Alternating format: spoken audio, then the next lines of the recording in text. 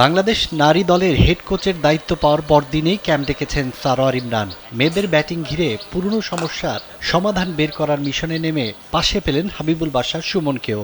হাবিবুল ইমরানের ব্যাটিং শ্যাডোতেও ফুটে উঠল টিম টাইগ্রেসের ব্যাটিং সংকটের চিত্র।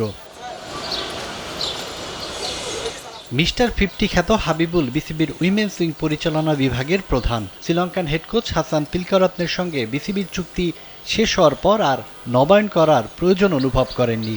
স্থানীয় অভিজ্ঞ কোচ ইমরানের ওপর আস্থা রেখেছেন শতভাগ।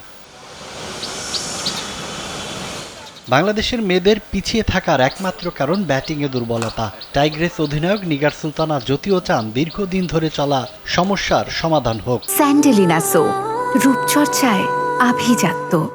অভিজ্ঞ কোচের অধীনে নতুন শুরুর পথ চলায় অনুমেয়ভাবেই গুরুত্ব পেয়েছে ব্যাটিং, জানালেন বাংলাদেশ অধিনায়ক। আমাদের অ্যাসেস করেই কিন্তু উনি আমাদের টিমের সাথে অ্যাড হয়েছেন। সো তার এবং আমাদের সবার জন্য একটা বড় চ্যালেঞ্জ হচ্ছে কোয়ালিফায়ার। সো উনি ওটার জন্যই কিন্তু বলবো যে এই রিসেন্টলি আমাদের এই প্রিমিয়ার লিগ শুরু হওয়ার কথা, কিন্তু এর আগে কিন্তু একটা ব্যাটিং ক্যাম্প ডেকেছেন, কারণ উনি জানেন যে ব্যাটিংটা আমাদের একটা ভিজিবল একটা প্রবলেম এবং এটার জন্য আমরা অনেক বেশি স্ট্রাগল করি অ্যাজ এ টিম। সো ওটাকে যেন আমরা আর একটু বেশি সময় দিতে পারেন সেই জন্য কিন্তু উনি একটা ক্যাম্প করাচ্ছেন এখানে, এবং উনি ইন্ডিভিজুয়ালি ব্যাটারদের সাথে কথা বলছেন যতটুকু মোটিভেটেড করা যায় যে বা ইন্সপায়ার করা যায় ব্যাটারদেরকে, যেন এই আমাদের যে প্রবলেমগুলো আছে বা সেগুলো সর্ট আউট করার জন্য উনি কিছু টেকনিকের কাজ করছেন।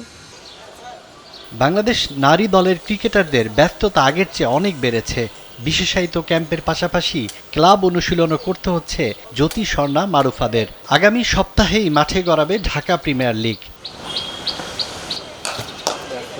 সাজ্জাদ খান, কালবেলা।